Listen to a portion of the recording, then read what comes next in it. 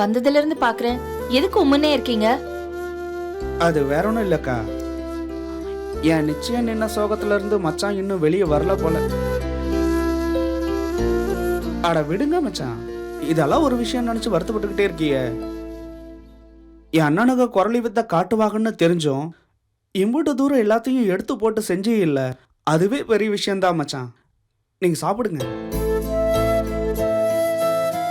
மாமா நிச்சயம் நின்னது ஒரு விதத்துல நல்லதுதான்.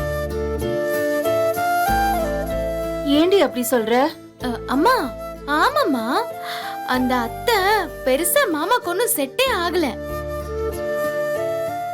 நீங்க சமாதானப்படுத்துறதுக்கு எதுக்கு ஊரா வீட்டு புள்ள நல்லாலன்னு சொல்லணும்?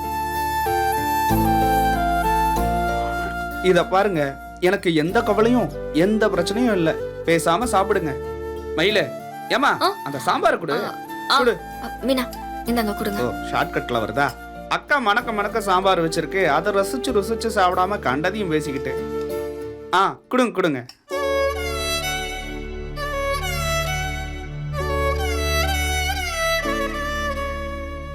அக்கா, சாம்பார் அருமையா இருக்கு. இதுக்கே 4 இட்லி இன்னும் உள்ள போகும் போல. ஏண்டா வள்ளி, உனக்கு நிஜமாவே வருத்தம் இல்லையாடா? எனக்கு என்ன மச்சான் இதுல வருத்தம்? நான் ஆனந்தமா தான் இருக்கேன் பாருங்க. டேய், நடிக்காதடா. ஏண்டா வள்ளி, என்னதான் நான் பேசினாலும் அதுக்கு நீ பதிலுக்கு பேசினாலும் எப்பயும் உன் மனசுல நீ ஒரு மரியாதையான இடத்துல நீ வச்சிருக்க.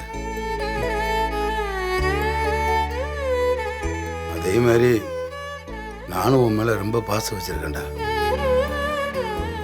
இப்ப வரைக்கும் பெத்த பிள்ளை மாதிரி தாண்டா உன்னை நான் நினைச்சுக்கிறேன். தெரியும் மச்சான், அதையே நீங்க இப்ப சொல்லிட்டு இருக்கீங்க. இல்லை, நீ கொஞ்சம் முழுசா பேச வர்றியா? சரி மச்சான், நீங்க பேசுங்க. பழனி, நீ நம்ம வீட்டில் இருக்க வரைக்கும் உனக்கு கல்யாணமே நடக்காதுடா.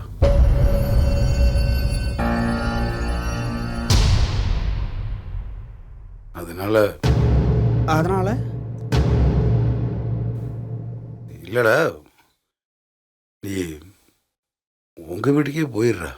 அதான் நல்லது.